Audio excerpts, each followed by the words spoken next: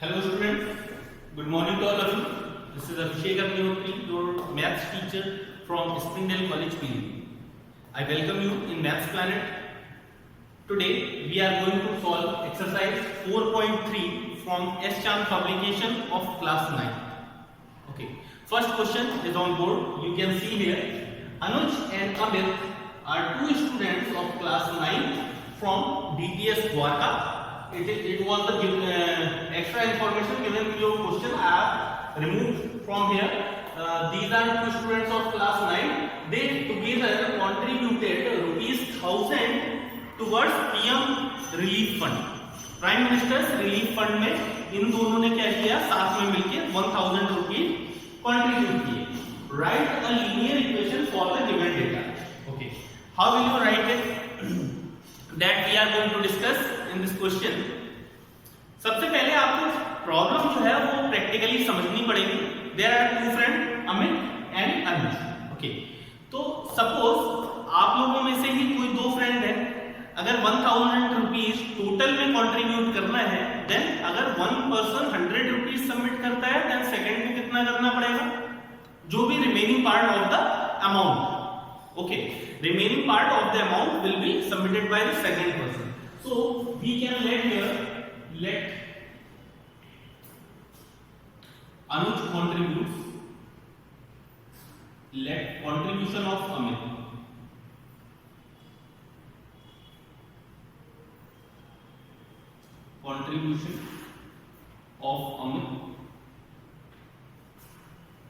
अनुज का पहले है तो अनुज को पहले लिख लेते हैं. Anuj equal to ₹x. Okay, ₹x and contribution made by Amit is y. ₹y. अच्छा, आप लोग देख सकते हैं अनुज ने x रुपीस कंट्रीब्यूट किया है और अमित ने y रुपीस कंट्रीब्यूट किया है. ओके, इन दोनों ने मिलकर कितना कंट्रीब्यूट किया है? That is given 1000. तो आप लोगों को साफ साफ दिखाई दे रहा है, क्लियरली यहां पे मेंशन्ड है that together they contributed to ₹1000. So we can put here contribution of Amit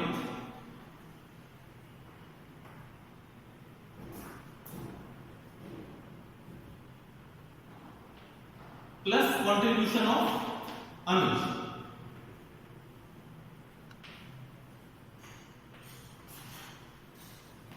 ये दोनों मिलकर कितना कंट्रीब्यूट करते हैं? 1000 rupees. So if we add these two values, then it will comprise of ₹1000. यहां पे हम लोग वैल्यू पुट कर देते हैं. कंट्रीब्यूशन ऑफ अमित कितना है? y है, and contribution of Anuj x है. y plus x equal to ₹1000. So this is the linear equation of two variables that we have to form in this question. It is given that write a linear equation for given data. For given data, this is the linear equation we can form here. This is the solution for first question of exercise 4.3. Now we are moving forward towards next question of this exercise, that is question number 2.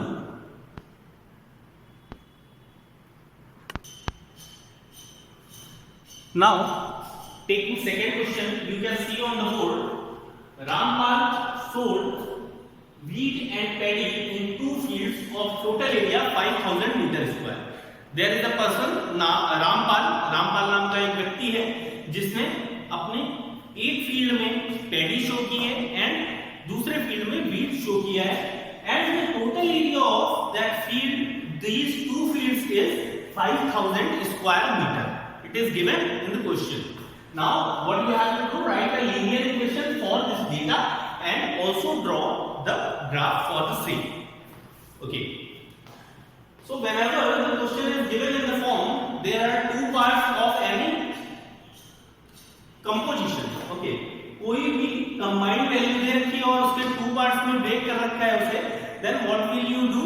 First part will be taken as x and second part will be taken as y. So let area for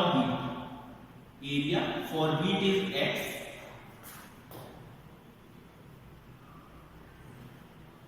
equal to x meter square.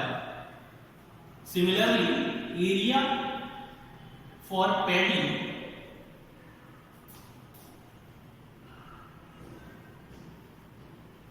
equal to y meter square. Okay, so one field is taken as x meter square area and second field is taken as y square meter, and it is given in the question that in totality the total field comprises of 5000 square meter. So what will be the linear equation according to the previous question? Similar to the previous question, we can take it as first field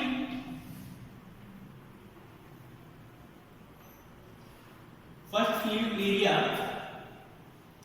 plus second field area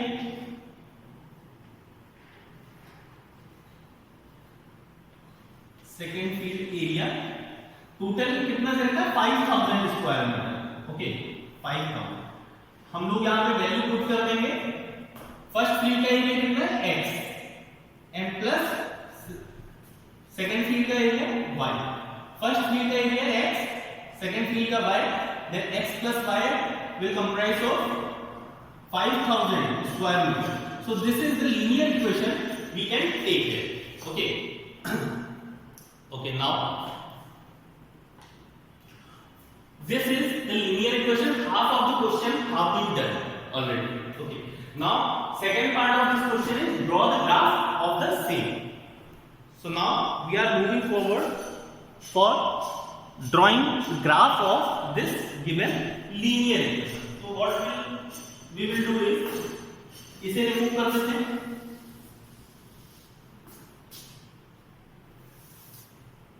First we will draw Cartesian plane in our graph paper. Yes, Cartesian plane में आपको एक बात याद रखनी है. Cartesian plane का full use अगर आपको करना है, then what you will do, आपको यहाँ पे सारी वैल्यूज जो है वो x और y की, क्योंकि फील्ड की क्वांटिटी कभी नेगेटिव नहीं हो सकती. सपोज आपका ही फील्ड है या फिर आपका खेत है, तो आप जब उसकी वैल्यू लिखेंगे तो 100 square metre, 200 square metre, 500 square metre, 0 square metre कोई नहीं लिखेगा, है ना. Whenever some object is existing there, then the value will be obviously positive. So हम लोग क्या करते हैं, x और y एक्सिस को इस तरह से प्लेस करते हैं कि पॉजिटिव वैल्यूज हम लोगों को जरूरत पड़ेगी वो हम लोग इस साइड ले लेते हैं और इस एक्सिस को लीव कर देते हैं. Okay, this axis will be treated as y dash and it is x dash. Horizontal axis is always taken x dash and vertical axis is treated as y dash. तो यहां पे हम लोग scale लिख लेते हैं. स्केल इज यहां पे जो 1 सेंटीमीटर का आपको कॉलम दिखाई देता है छोटा वाला, है ना, that will be taken as 1 centimeter equal to 500 meter square for x axis, for x, और यहां पे लेंगे for y के लिए भी हम लोग सेम स्केल ले लेते हैं. for y 1 centimetre is equal to 500 metre square. Okay, now हम लोगों को ये स्केल पुट करने के बाद में यहाँ पे वैल्यू मेंशन करनी है 1 सेंटीमीटर के ब्लॉक्स की फॉर्म में. 1 सेंटीमीटर के ब्लॉक्स में इसे ब्रेक कर लेते हैं क्योंकि it is not a actual graph paper, so you will go according two lines drawn on the actual graph paper.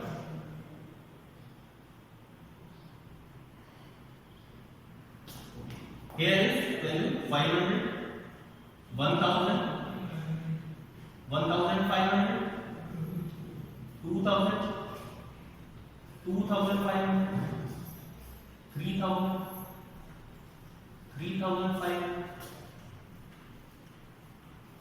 4000, 4500 and 5000. In the same way, on this axis we will again take values according to scale taken.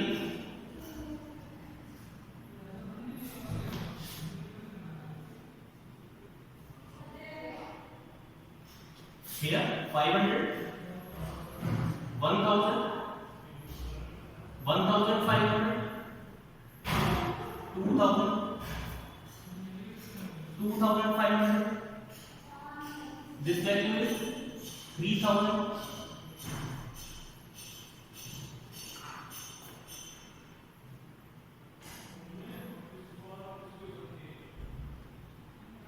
Okay, so our Cartesian plane is ready for plotting the graph.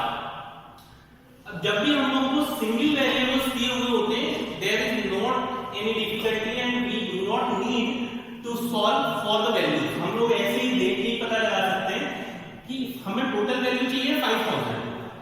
If इस area of first field is 500, अगर यहाँ पर 500 first field का area है तो second field का कितना होगा? 500 अगर फर्स्ट फील्ड का है, सेकंड फील्ड का 4500 होगा, तभी तो 5000 आ पाएगा. तो x की वैल्यू अगर हम लोग 500 लेते हैं तो y की वैल्यू कितनी हो जाएगी? x की वैल्यू 500, देन y की वैल्यू हम लोगों को मिल जाएगी इसके सामने perpendicular 4500. So the point will lie here. Okay, यहां पे हम लोग क्या करते हैं, इसके कोऑर्डिनेट लिख देते हैं 500 and 4500. This is the location of first coordinate. Secondly, if we are taking here 1000, value of x is 1000 and value of y will be 4000. ठीक है, 1000 यहां होगी तो यहां पर 4000 लेनी पड़ेगी, तभी टोटल क्या आ पाएगी 5000. तो 1000 वैल्यू यहां पे है, इसके सामने हम लोग देख लेते हैं कहां पे मिलेगा. This is value for 1000 and 4000. Again taking my value, when this is taken 2000, then it will be obviously 3000. 2000 plus 3000 equal to 5000. तो अगर इसे हम लोग 2000 ले लेते हैं तो इसे कितना लेना पड़ेगा? 3000 लेना पड़ेगा. तो 2000 3000 एक कोऑर्डिनेट है हमारा. तो पहली वैल्यू जब भी x की ली जाती है तो हमेशा x एक्सिस पे देखते हैं 2000 कहां मिल रहा है, यहां पे, और 3000 कहां पे, इसके सामने से परपेंडिकुलर ड्रॉ करते हुए जाएंगे और 3000 के सामने से परपेंडिकुलर ड्रॉ करेंगे. तो दोनों यहां पे कट करेंगे एक दूसरे से, वही पोजीशन हम लोग की क्या हो जाएगी 2000 3000. Okay, so from here we can join these lines all together and we will get a line as our graph. So guys, this is the graphical representation of this linear equation. We have find out three pairs of coordinates. Yes, one thing I want to tell you, इससे पहले एक चीज बता दूं, whenever a linear equation is given, तो आपको minimum 2 points लेने होंगे. 2 points, कम से कम आपके पास 2 पॉइंट होने चाहिए. उसके बाद में आप लीनियर इक्वेशन को ग्राफ पे प्लॉट कर सकते हैं. ठीक है, ज्यादा पॉइंट फाइंड आउट करने की ऐसी कोई कंपल्सन नहीं है. You should find out 2 points only and draw the line according to the linear equation. This is solution for second question of exercise 4.3. Now we are moving forward towards question number 3. Upload में हिंदी भी थोड़ी जा. Okay, now we are going to solve question number 3 of this exercise. You can see on the screen, question is one pencil cost ₹2 and one fountain pen cost ₹50. Okay, एक pencil की cost जो है वो ₹2 है और एक pen की cost ₹15 है. If Sheela pays ₹100 to purchase pencils and pens, Sheela ने कुछ पेंसिल्स और कुछ पेन परचेज की हैं, जिसके लिए उसे कितना पे करना पड़ता है? ₹100 पे करना पड़ता है.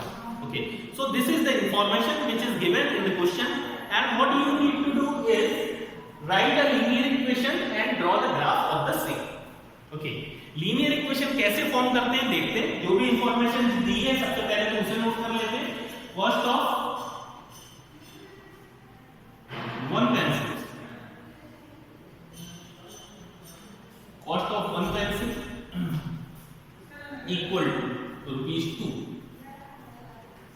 Yes, remember guys, one thing you have to keep in your mind कि आपको ये सारा डेटा नोट नहीं करना है, एक बार आप लोग समझ जाते हैं उसके बाद में आप डायरेक्टली नोट कर सकते हैं। ठीक है, हम लोग अभी स्टार्टिंग फेज में है तो सारे step one by one note करके देख रहे हैं, उसके बाद में आप लोग डायरेक्ट भी लिख सकते हैं। Cost of one pencil equal to 2 rupees.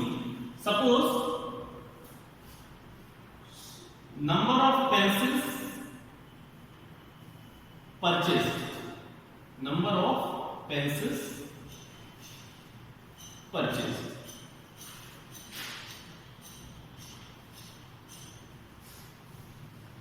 equal to x।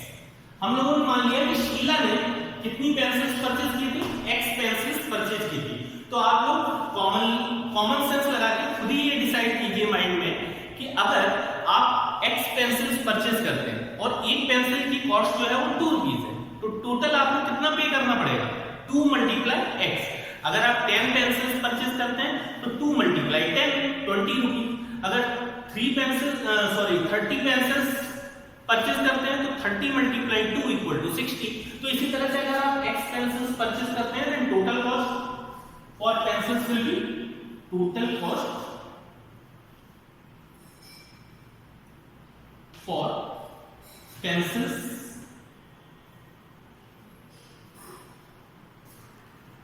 Equal to कितना हो जाएगा, ₹2x। 1 पेंसिल की cost multiply number of pencil. जब भी आप कोई चीज लेने जाते हैं तो क्या करते हैं, एक चीज की कॉस्ट से जितने आपने परचेज किए उससे मल्टीप्लाई करवा देते हैं।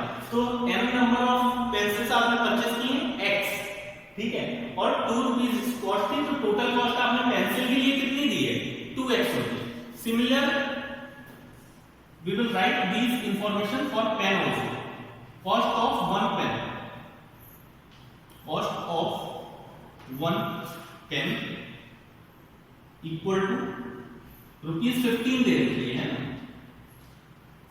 now number of pens purchased, number of pens purchased,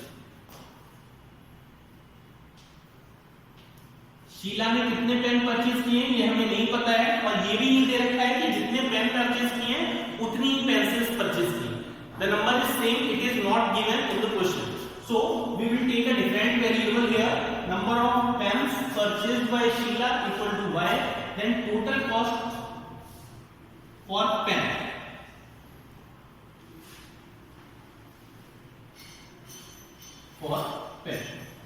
okay, it will be 15y। जिस तरह से हम लोगों ने 2 की मल्टीप्लाई x से करवाई थी वैसे हम लोगों ने 15 की मल्टीप्लाई y से कर दी है। Total cost for pen equal to 15y। Okay, but further it is given in the question कि Sheela pays ₹100 to purchase pencils and pens. इसने टोटल कितना स्पेंड किया money, 100 rupees. Total money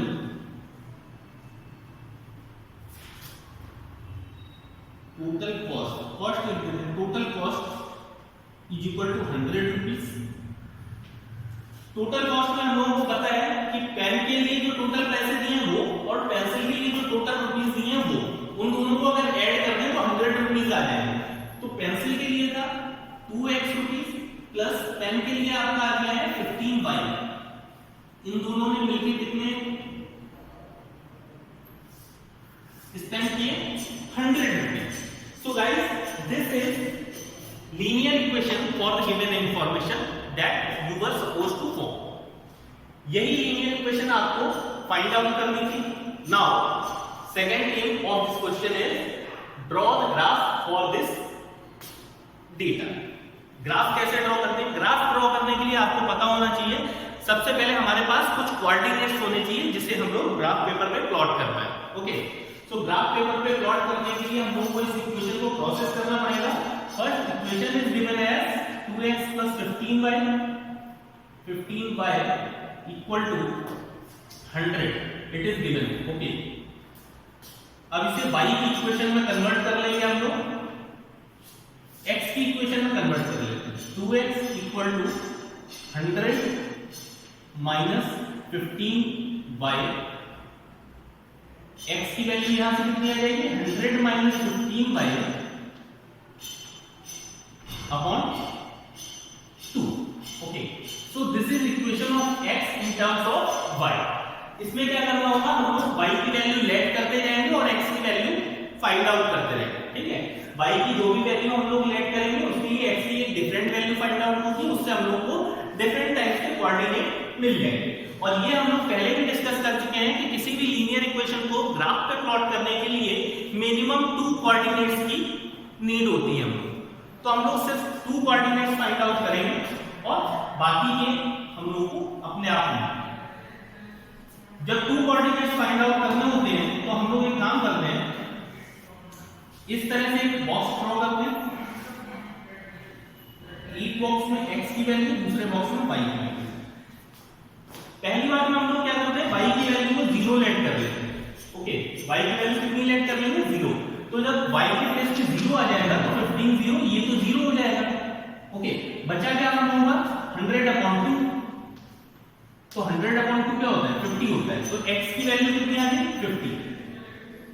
If we are taking value of y equal to 0, then corresponding value of x becomes 50. This is our first coordinate. Now again, next time we will take value of x equal to 0. This time we will take value of x equal to 0. इस equation में देखिए हम लोग value कैसे put करते हैं। x के place पे 0, 100 minus 15y upon 2।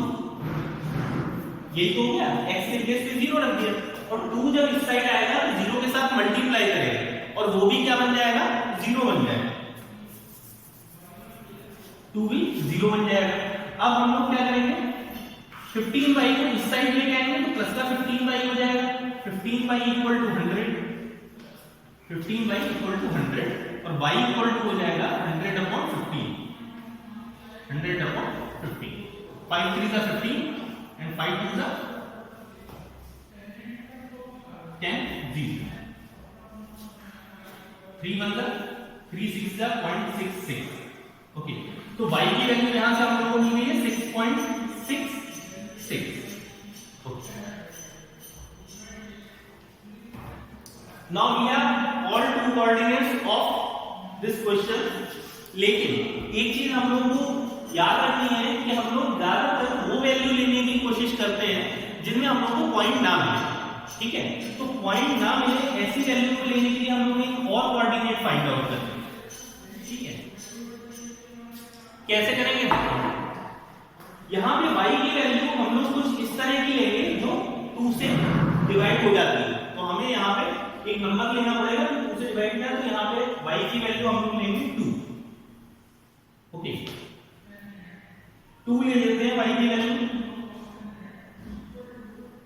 100, ये हो जाएगा हम लोग का 15 2 का 30। 100 minus 15 to the 30 upon 2। 100 minus 30 होता है 70 upon 2। This becomes 35. So the final value is 35 2। Okay, these are 2 coordinates which we are going to place on the graph paper। Graph paper में कैसे पुट करेंगे देखिए,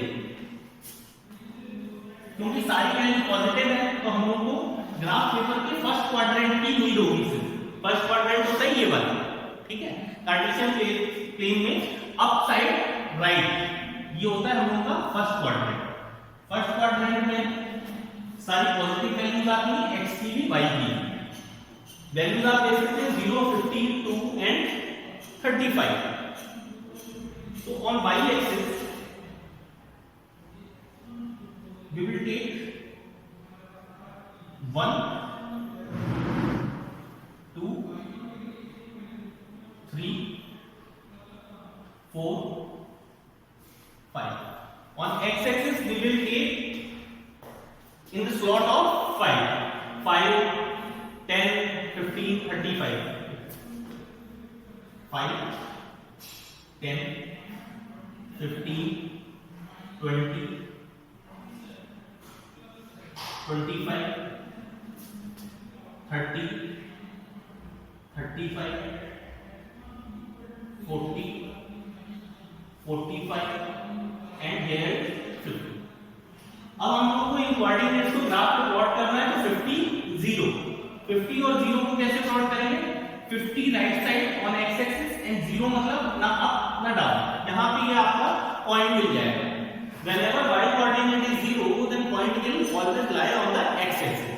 जब y 0 होता है तो पॉइंट x axis पे lie करता है, और जब x 0 होता है तो पॉइंट y axis पे lie करता है। So this is the coordinate 50 0 and here now 35 2. 35 कहाँ पे दिख रहा है आपको? इस साइड और 2 up side.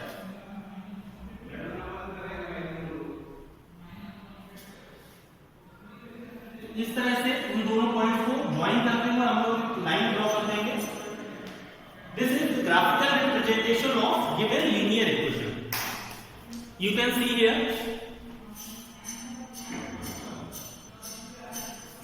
so guys, these are 3 questions of exercise 4.3 of Ashcan publication.